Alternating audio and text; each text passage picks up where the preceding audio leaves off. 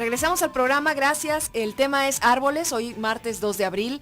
Maite Cortés de Colectivo Ecologista Jalisco nos asiste en este tema y bueno, seguro podrá responder a sus preguntas. Ana María pregunta a Maite cómo se llaman los árboles que dan unas flores amarillas. Bueno, básicamente aquí en Guadalajara sobre todo hay dos que podemos ver, los árboles de primavera, que son árboles tropicales, que son más bien árboles muy altos, con pocas ramas, y que son estos árboles que se quedan sin hojas y entre finales de enero, febrero, de pronto florean en amarillo y dura muy poquito la floración, algunos días. Y otros que se llaman lluvia de oro, que son originales, procedentes del Mediterráneo, que se llaman lluvias de oro, que hacen racimos de flores amarillas hacia abajo, como colgadas. Son estos hermosos, árboles cualquiera de los son dos que acabas de preciosos decir. y estos árboles de lluvia de oro normalmente florean hacia mayo, junto con los tabachines, que florean también en mayo en rojo. Te escucha Mari Guzmán, dice que en efecto su árbol está lleno de la plaga de muérdago. ¿Hay algo que se pueda hacer? ¿Quitársela, por ejemplo? Sí, miren, lo más importante, bueno, lo más difícil del muérdago es que es una plaga que solamente hasta el momento es un parásito que empieza a chupar la savia del árbol y lo seca, y solamente se puede sanear con lo que se llama una poda drástica.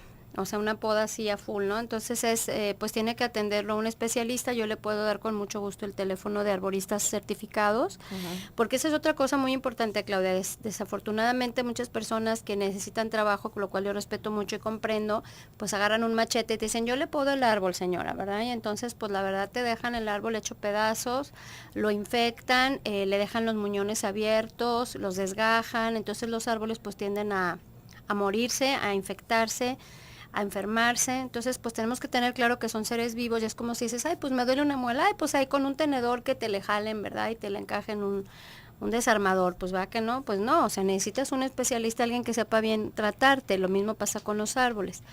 La otra cosa muy importante es que no se deben de hacer lo que se llaman desmoches, que es cuando le cortan la copa del árbol así como tabla rasa, ¿no? Y entonces le dejan las ramitas abiertas y sin follaje, porque lo que tenemos que tener claro es que los árboles necesitan sus hojitas para elaborar su alimento. Entonces, cuando tú dejas un árbol sin ninguna hoja, le metes un estrés impresionante para que el pobre pueda generar su comida y sobrevivir, ¿no? Entonces, todas estas podas drásticas y desmoches son nefastos. Resultado, nunca hay que podar un árbol así. Pregunta, ¿los árboles entonces dependen de nosotros, Maite?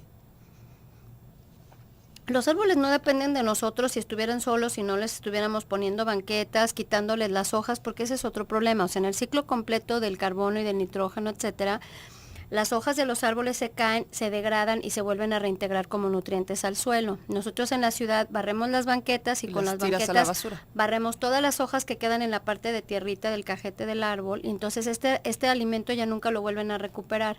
Entonces, lo que tenemos ahorita en el área metropolitana de Guadalajara y en muchas ciudades son suelos muy débiles, son suelos muertos, suelos arenosos donde ya no hay materia orgánica. Entonces tendríamos que llevar esas hojas hacia el tronco del árbol. Así es. Ahí dejarlas. Arroparlas, claro.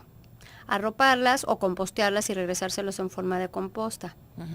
Porque lo que nosotros tenemos que recordar es que la naturaleza y los ecosistemas funcionan en base a ciclos, y nosotros rompemos esos ciclos y los hacemos lineales. Entonces, pues lo que sucede es que no sabemos de los ciclos, Maite. ¿Nos puedes explicar ahorita, por ejemplo, el ciclo en el que estamos entrando? Bueno, ahorita estamos entrando en la primavera. Una cosa son los ciclos biogeoquímicos, que son los ciclos de los nutrientes, y otra cosa serían los ciclos de las estaciones, ¿no? Lo que llamamos primavera, verano, otoño, invierno. Que es cómo va cambiando la posición de la Tierra en relación al Sol, y cómo vamos teniendo diferentes frecuencias de insolación. O sea, el ángulo en el que el Sol le da a la Tierra va cambiando y depende en qué parte del planeta estemos, si estamos en el hemisferio norte o sur, etcétera. Entonces, religiosa y culturalmente, la primavera coincide, en el caso de la cultura judeocristiana, ¿no? Y en nuestro caso, con la Pascua, porque lo que justamente se festeja y se celebra es la renovación de la vida. Por eso en la parte religiosa, que también se podría considerar en otras cosas mitológica, lo que sucede es que Jesús muere y después Jesús resucita, porque venimos del invierno, que es la época de la muerte, la oscuridad, el inframundo, etcétera, para regresar a la luz. Y bueno, esta es una visión y una celebración que antes del cristianismo se daba en otras culturas con otros dioses y diosas, que precisamente se celebraba la Pascua.